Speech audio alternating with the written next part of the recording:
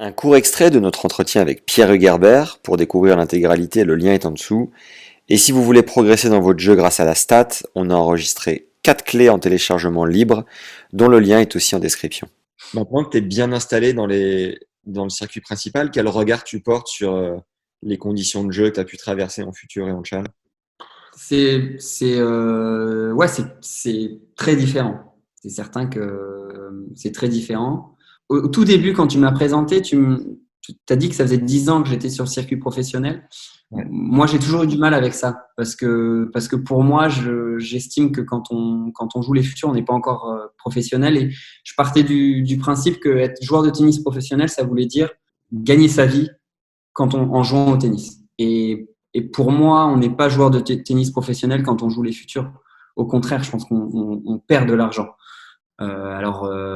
On a une vie de joueur de tennis professionnel parce qu'on s'entraîne peut-être de la même manière, on a les mêmes investissements parce qu'on voilà, on voyage tout autant. Alors peut-être un petit peu moins que sur le circuit principal. On va peut-être pas en Australie, mais c'est des tournois toutes les semaines. Mais les conditions ne sont pas des conditions de joueur de tennis professionnel. Quand on gagne un tour et qu'on gagne 100 euros parce qu'on a gagné le premier tour alors qu'on avait des dépenses pour venir ici de plus de peut-être de quasiment 1000 euros, c'est pas la même chose. Donc j'ai toujours eu, pour moi, dans ma tête à moi, et ça a toujours été comme ça qu'on a raisonné avec mon père, je suis joueur de tennis professionnel depuis 5-6 ans, pas depuis 10. Et il m'a toujours dit quand on s'est lancé sur le circuit professionnel et sur les futurs que les futurs, c'était une étape. Les challengers, c'était une étape pour arriver ensuite à être joueur de tennis professionnel.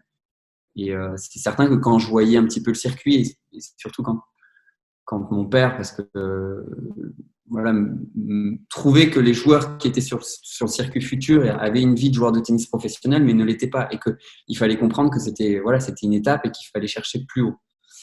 Et bon, voilà, moi j'ai eu la chance d'arriver à me sortir de ça et à pas passer non plus trop de temps là-dedans et arriver rapidement sur les challengers et ensuite sur le circuit principal. Mais c'est sûr qu'on peut vite s'y perdre et vite se retrouver à jouer pendant 5 ans là-dedans sans arriver vraiment à s'en sortir. Donc à la fois, voilà, c'était assez long.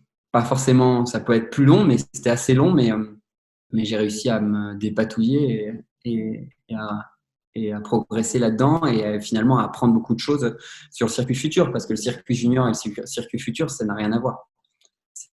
C'est un autre monde. Si le podcast vous plaît, venez nous le dire avec 5 étoiles et un avis sympa sur Apple Podcast. Ça nous motive à vous régaler chaque semaine.